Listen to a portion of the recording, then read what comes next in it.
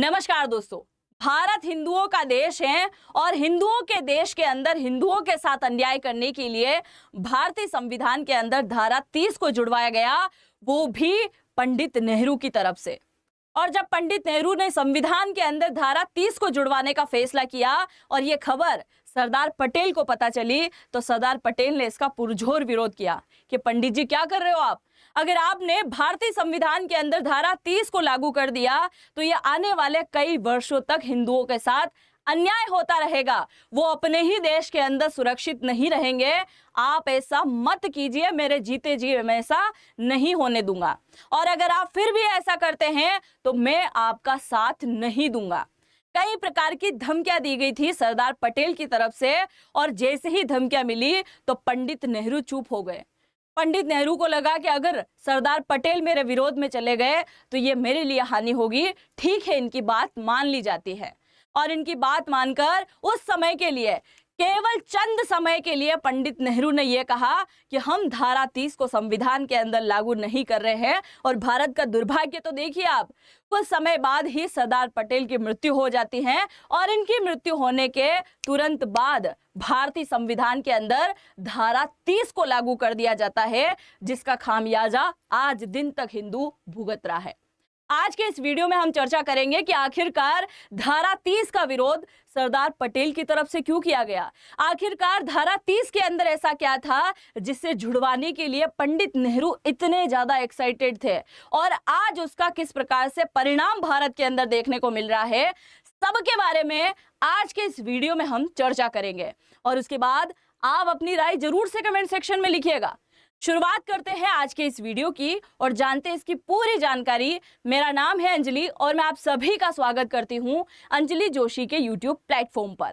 सबसे पहले आप जरा देखिए, कहानी की शुरुआत होती है इन दोनों के झगड़े से। भारत को आजादी मिली और आजादी के बाद भारतीय संविधान लिखने का काम चल रहा था। भारतीय संविधान लिखा जा रहा था तो उस समय कई प्रकार की धाराएं जोड़ी जा रही थी, और धारा में एक धारा निकल के आती है धारा 30 कि धारा 30 को जुड़वा दिया जाए तो ये सही होगा। जैसे ही धारा 30 जुड़वाने की खबर सरदार पटेल के पास पहुंचती है तो सरदार पटेल पंडित नेहरू को कहते हैं कि अगर आपने धारा 30 को संविधान में जुड़वा दिया तो हिंदुओं के साथ अभी भी अन्याय है और आने वाले समय में भी अन्याय होगा।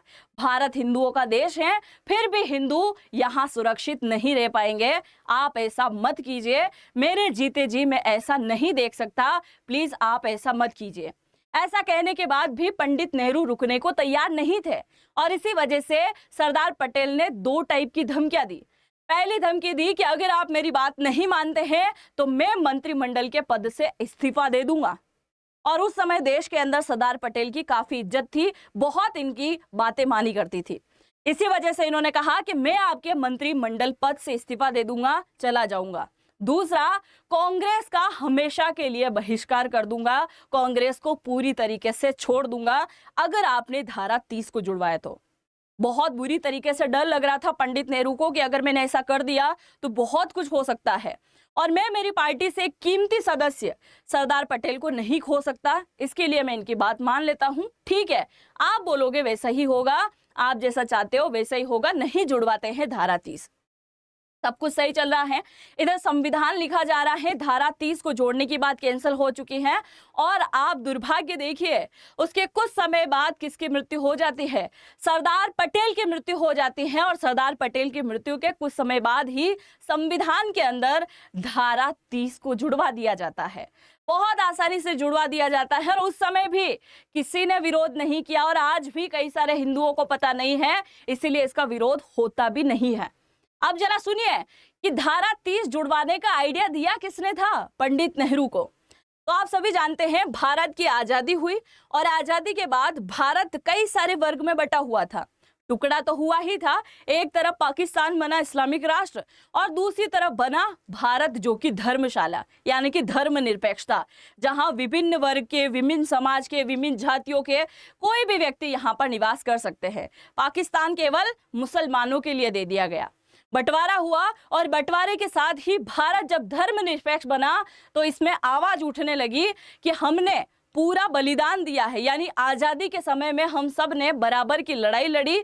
भारत पूरी तरीके से हिंदुओं का देश है, सारे प्रकार के वर्ग यहाँ पर निवास कर रहे हैं, पर आने वाले समय में इन हिंदुओं की संख्या और भी ज्यादा बढ़ेगी। यानी आजादी के समय हिंदुओं की संख्या भारत में ज्यादा थी, आने वाले समय में भी इनकी संख्या ज्यादा बढ़ेगी।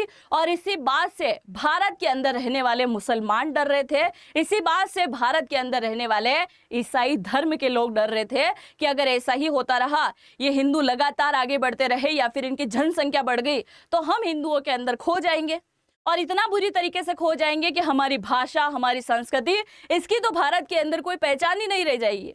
और जब पहचान नहीं रहेगी तो हमारा वजूद ही खत्म हो जाएगा। और इसके लिए भारतीय संविधान में कुछ तो लिखना पड़ेगा ताकि हमारी पहचान अलग से भारत के अंदर बनी रहे। ये बात किसकी तरफ पहुंचाई गई? माफ कीजिएगा, पंडित नेहरू के पास इस प्रकार की बातें पहुंचाई गई। एक तरफ जब पाकिस्तान बना और पाकिस्तान से कई सारे मुसलमान भारत की तरफ आए, तो पंडित नेहरू का यह जवाब था कि कोई चिंता की बात नहीं है, जो भारत के अंदर मुसलमान रहना चाहता है वो रह सकता है, क्योंकि भारत के अंदर तो कई सारे हिंदू हैं, और उन हिंदुओं के बीच में अगर कुछ मात्रा में मुसलमान रह जाएंगे तो वो तो गेहूं में पड़े कंकड़ के समान है। अगर एक बोरी गेहूं है और उस गेहूं के अंदर अगर एक दो कंकड़ गए होंगे तो उससे क्या ही फर्क पड़ता है, वो तो आटे के साथ पिस जाएंगे। और आज वही कंकड़ इतने ज्यादा हो गए हैं कि गेहूं कम हो गए, केवल और केवल कंकड़ ही दिखाई दे रहे हैं। और आप सभी को याद होगा, पाकिस्तान के फील्ड मार्शल आसिफ मुनीर ने अभी कुछ समय पहले स्टेटमेंट दिया कि अगर हिंदू मुस्लिम एक होते तो हमारे पूर्वजों को अलग देश बनाने की जरूरत नहीं होती। खैर, देश तो अलग बना ही था, भारत बन गया धर्मशाला, और इसकी सुरक्षा के लिए धारा 30 बनाई जा रही थी, केवल उन वर्गों के लिए जिन्हें डर लग रहा था कि हम हिंदुओं के बीच में पीस कर रह जाएंगे, खो जाएंगे। अब जरा सुनिए कि धारा 30 के अंदर ऐसा क्या जुड़वाया गया था। भारतीय संविधान लिखा जा रहा था, आर्टिकल 30 को जुड़वाया गया, जिसमें सबसे पहली लाइन लिखी गई, अल्पसंख्यकों को शिक्षा का अधिकार। अब आप बोलोगे इसमें तो नॉर्मल बात है, अल्पसंख्यकों को शिक्षा का अधिकार ही तो मिल रहा है, और क्या है, जरा आगे सुनो। आर्टिकल 30 ए के अकॉर्डिंग कहा गया कि जितने भी अल्पसंख्यक समुदाय हैं, चाहे वो ईसाई हो या फिर मुसलमान हो, इन समुदायों को अपने शिक्षा संस्कृति का प्रचार प्रसार करने की अनुमति है। यानी ये अलग से अपने धर्म का प्रचार प्रसार करने के लिए भारत के अंदर मदरसा बना सकते हैं, और ईसाई धर्म को बोल दिया गया कि आप अपने लिए कॉन्वेंट स्कूल बना सकते हैं, मिशनरी स्कूल बना सकते हैं, ये काम आप कर सकते हैं। अब सवाल ये आता है कि हिंदुओं को भी तो अनुमति थी कि वो गुरुकुल बना सकते हैं। इसी बात पे भी आएंगे कि यहाँ अन्याय कहाँ हो रहा है। आप जरा सुनिए, पहली बात कही गई शिक्षा का अधिकार, और अधिकार के साथ साथ इनके लिए मदरसा खुलवा दिया गया मुसलमानों के लिए, और ईसाई धर्म के लिए कॉन्वेंट स्कूल यानी कि मिशनरी स्कूल बना दिया गया। आप जरा सुनो, इसके लिए एक और बात संविधान के अंदर लिखी, आर्टिकल 30(2) के अकॉर्डिंग कहा गया कि सरकार कभी भी इनकी सहायता के लिए इनकार नहीं कर सकती है। यानी आज जो मदरसा चलता है, जिसके अंदर जो मौलवी बैठा होता है और वो सिखा रहा होता है कि मुसलमान कैसे बनना है, मुसलमान की उर्दू भाषा कैसे सीखनी है, कुरान कैसे पढ़ना है, उसको सरकारी सुविधा दी जा रही है, सरकारी पैसा मिल रहा है, केवल और केवल इनके धर्म की बात सिखाने के लिए, ना कि देश के प्रति बात सिखाने के लिए पैसा मिलता है। केवल इनके धर्म के प्रचार प्रसार के लिए मौलाना को पैसा मिलता है। इधर आ जाओ, क्रिश्चियन की बात करें तो जो पादरी होते हैं उनको भी सहायता दी जाती है पैसे की। वहीं हम बात करते हैं, ऐसा एक गुरुकुल आप मुझे बता दो पूरे भारत के अंदर जहां गुरुदेव को कोई दक्षिणा मिलती हो, कोई पैसा मिलता हो। और आज गुरु पूर्णिमा भी है, हम इसी बारे में यहाँ पर चर्चा कर रहे हैं। एक आप गुरुकुल दिखा दो जहां पर इस प्रकार का पैसा मिलता हो। अब देखो, सरकारी सहायता देना अनिवार्य है, अल्पसंख्यकों को आप इनकार नहीं कर सकते, इस प्रकार की बात यहाँ पर कह दी गई थी। यानी पूरी तरीके से इनको मान्यता मिल गई। अब जरा सोचिए कि यहाँ पर अन्याय कैसे हो रहा है, अन्याय कैसे हो रहा है उसके बारे में हम बात करते हैं। अन्याय करने के लिए आर्टिकल 19 और आर्टिकल 26(a) जुड़वाया गया। सुनिएगा जरा, इसके लिए कहा गया कि जैसे ही बहुसंख्य की बात करते हैं तो यहाँ पर हिंदू शब्द का उल्लेख होगा, और अल्पसंख्यक की बात करते हैं तो ईसाई धर्म और मुसलमानों का उल्लेख होगा। यानी कि 19 और 26 को यहां पर जुड़वा कर कह दिया गया था कि जैसे ही हिंदू शब्द आएगा, बहुसंख्य आपको शब्द इस्तेमाल करना है, अल्पसंख्यक आपको इस्तेमाल नहीं करना है। अगर आपके पास में कोई सरकारी, माफ कीजिएगा, कोई मंदिर है या फिर कोई गुरुकुल है, तो वो पूरी तरीके से सरकार के नियंत्रण में है, सरकार की देख रेख में चलेगा। पैसा वैसा सरकार नहीं देगी, बस केवल उनके देख रेख के अंदर ये चलने वाला है। और इसी के साथ एक बहुत बड़ी लाइन जुड़ाई गई, इसके साथ कहा गया कि कभी भी आपको संविधान इस बात की अनुमति नहीं देता है कि आप किसी कॉलेज स्कूल के अंदर जाकर सनातन धर्म को लेकर, यानी कि किसी भी स्कूल कॉलेज के अंदर सनातन धर्म की पढ़ाई आप पूरे लंबे चौड़े तरीके से नहीं करवा सकते। और अगर ऐसा करवाते हुए आप पाए गए तो ये दंडनीय अपराध होगा। ये अधिकार केवल अल्पसंख्यकों के लिए है, बहुसंख्यकों के लिए नहीं है। यानी आर्टिकल 30 हिंदू का विरोध नहीं करती हैं, पर कहीं ना कहीं विरोधी लैंग्वेज में ही तो इसको बनाया गया है। दूसरी आप जरा सुनिए, अब सवाल ये आता है, क्या भारत के अंदर गुरुकुल समाप्त हो गए हैं? क्या भारत के अंदर सनातन शिक्षा के लिए ऐसा कोई विद्यालय या ऐसा कोई कॉलेज नहीं खुला है क्या? तो आप जरा देखिए, इन्हीं सारी चीजों को बचाने के लिए आरएसएस की तरफ से विद्या भारती स्कूल और संस्कार भारती स्कूल की स्थापना की गई थी। आगे की डिटेल सुनिए, उससे पहले आप जरा ये सुनिए कि जब जब इस प्रकार के मुद्दे उठते हैं, अभी भी सोशल मीडिया पर आर्टिकल 30 को लेकर चर्चा शुरू हो गई है। क्योंकि एक तरफ आरक्षण हटाओ की मांग चल रही है, तो एक तरफ मांग चल रही है कि धारा 30 को भी खत्म करके हिंदुओं के साथ जो अन्याय किया गया था कि हिंदू अपने धर्म का प्रचार प्रसार ना कर पाए, हिंदू अपने गुरुकुल के अंदर शिक्षा दे पर उनको हम कोई सहायता नहीं देंगे, पर इधर मदरसा बनाने के लिए हम जमीन देंगे, इधर कॉन्वेंट स्कूल बनाने के लिए हम जमीन देंगे, उनको हम पैसा मुहैया करवाएंगे। यानी कई प्रकार की चीजें दी जा रही है, पर यहां पर और भी चीजों की कमी है जो हिंदुओं के साथ अन्याय हो रहा था। और अगर जिस दिन धारा 30 को हटाने के लिए भारत के अंदर नए प्रकार का संग्राम शुरू होगा, उस दिन मैं सबसे पहले पोस्टर लेकर खड़ी हुई दिखाई देने वाली हूं, क्योंकि ये आंदोलन तो होना चाहिए। और इसे लेकर भारत सरकार के सामने कई बार प्रस्तुति हो चुकी है, कई बार बातचीत हो चुकी है कि अब आर्टिकल 30 हटाने का समय आ चुका है, जिसके लिए भी सरकार को काम कर लेना चाहिए। आप जरा एक और बात पे मेरी सुनिएगा और उसका जवाब मुझे कमेंट सेक्शन में जरूर दीजिएगा। आज अगर अल्पसंख्यक में सबसे पहले हम क्रिश्चियन धर्म की बात करते हैं, क्रिश्चियन के लिए क्या है? चर्च है ना? चर्च है, और इस चर्च के अंदर पढ़ाई होती है किसकी? इनके धर्म से रिलेटेड, यानी कि बाइबल पढ़ाई जाती है। और बाइबल पढ़ाने के लिए आपको आनी चाहिए इंग्लिश, यानी चर्च के लिए ये बाइबल की पढ़ाई होती है, बाइबल के लिए इंग्लिश आनी चाहिए। और अनिवार्य तरीके से अगर आप ईसाई धर्म में जन्म ले चुके हैं तो अनिवार्य तरीके से आपको एक बार तो बाइबल पढ़ना होगा और अनिवार्य तरीके से बाइबल को सीखना भी होगा। ये कानून बना हुआ है, इनकी लैंग्वेज भी सीखना होगा। फिर बात करते हैं मदरसा की। मदरसा के अंदर जाने वाले हर बच्चे को उर्दू सिखाई जाती है। मुसलमान अपनी लैंग्वेज में बात करने के लिए उर्दू का इस्तेमाल करते हैं। भारत में हिंदुओं को उर्दू नहीं आती है, उर्दू का इस्तेमाल किया जाता है कुरान पढ़ने के लिए। कुरान अनिवार्य कर रखी है मुसलमानों ने पढ़ने के लिए।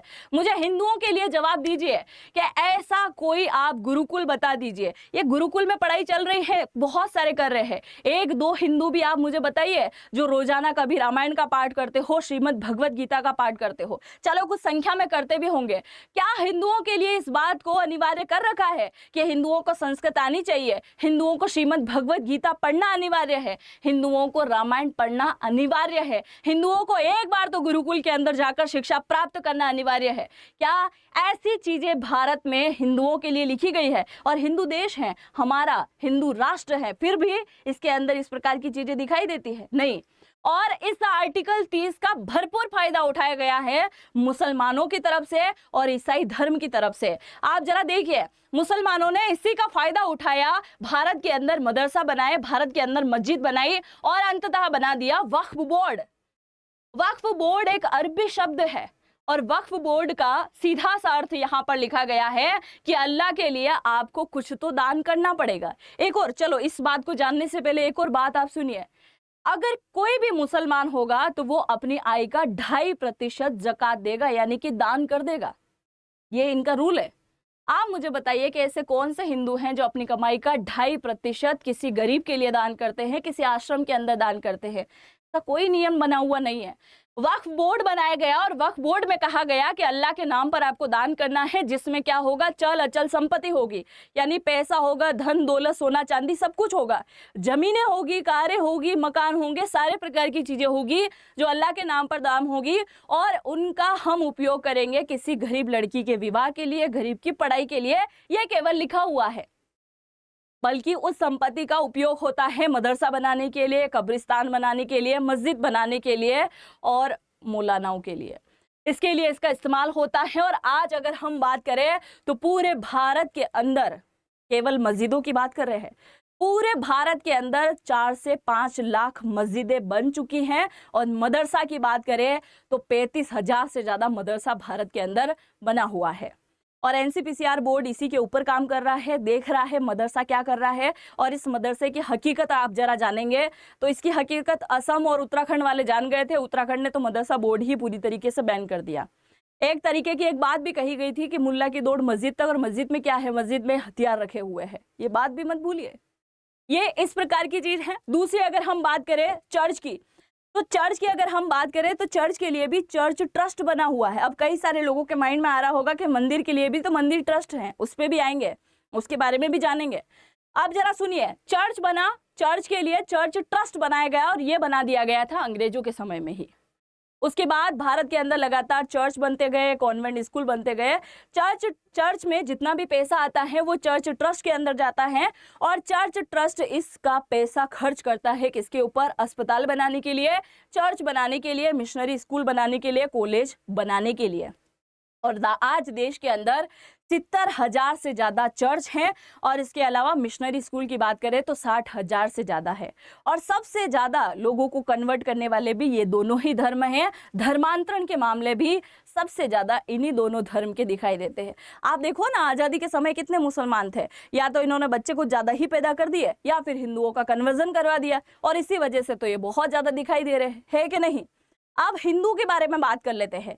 हिंदू मंदिर की अगर हम बात करें तो हिंदुओं के पास में भी मंदिर ट्रस्ट है, पर मंदिर ट्रस्ट में आने वाला पैसा कौन ले जाता है, सरकार ले जाती है। यानी जो पैसा मंदिर का काम चल रहा है उसमें लगेगा, और उसका एक हिस्सा पूरी तरीके से सरकार के टैक्स में जमा हो जाता है, सरकार अपने कार्यों में उसका उपयोग करती है।